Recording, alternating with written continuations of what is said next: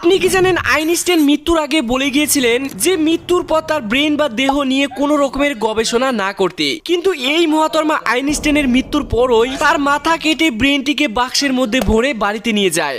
আসলে 18 এপ্রিল 1955-তে হঠাৎ করে আইনস্টাইনের পেটে ভয়ানক ব্যথা শুরু হলো, তাই দ্রুত তাকে হাসপাতালে নিয়ে যাওয়া হয়। হাসপাতালে নিয়ে যাওয়ার কিছুক্ষণ পরেই তিনি মারা গেলেন, কিন্তু তখন সেখানে উপস্থিত ছিলেন ডক্টর থমাস হার্ভে। এই ভদ্রলোক ছিলেন আইনস্টাইনের ভীষণ বড় ফ্যান, তাই তিনি ভাবলেন এই সুযোগ হাতছাড়া করা যাবে না। তাই কোনো অনুমতি ছাড়াই আইনস্টাইনের মাথাটিকে খুলে ব্রেনটিকে চুরি করে নেয়, আর গবেষণা করার জন্য এই ব্রেনটিকে 140টিরও বেশি টুকরো করে ফেললেন, এবং যাতে কেউ টের না পায় তাই ব্রেনের কিছু টুকরো বেসমেন্টে রাখে আর কিছু গাড়ির ডিগ্গিতেও রাখে। এমনকি তিনি মস্তিষ্ক টুকরোগুলো সারা দুনিয়ার বিজ্ঞানীদের কাছে পাঠিয়ে দেন গবেষণা করার জন্য।